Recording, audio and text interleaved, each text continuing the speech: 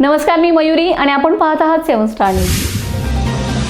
महाराष्ट्रात नाविन्यपूर्ण आणि पर्यावरणपूरक उपक्रम राबविणारा कारखाना म्हणून ओळख असलेल्या यशवंतराव मोहन कृष्णा सहकारी साखर कारखान्याने आणखीन एक महत्त्वपूर्ण पाऊल उचलले.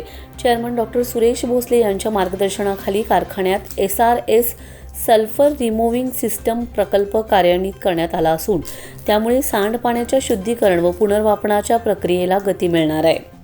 कारखाना कार्यस्थळावर उभारण्यात आलेल्या या प्रकल्पाचे उद्घाटन चेअरमन डॉक्टर सुरेश भोसले यांच्या हस्ते संपन्न झाले.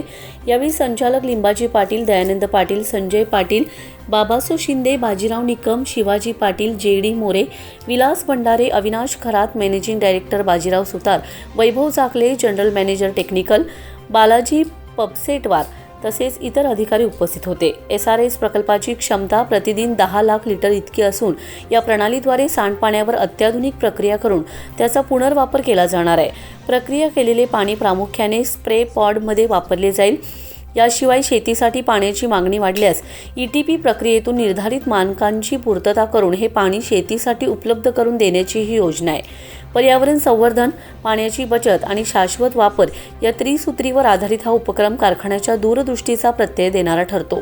जलसंकटाच्या पार्श्वभूमीवर घेतलेला हा निर्णय उद्योग क्षेत्रासाठी आदर्शवत ठरणार असल्याची भावना उपस्थितांनी व्यक्त केली. Laxman Patil, 7 Star News, Ishwarpur.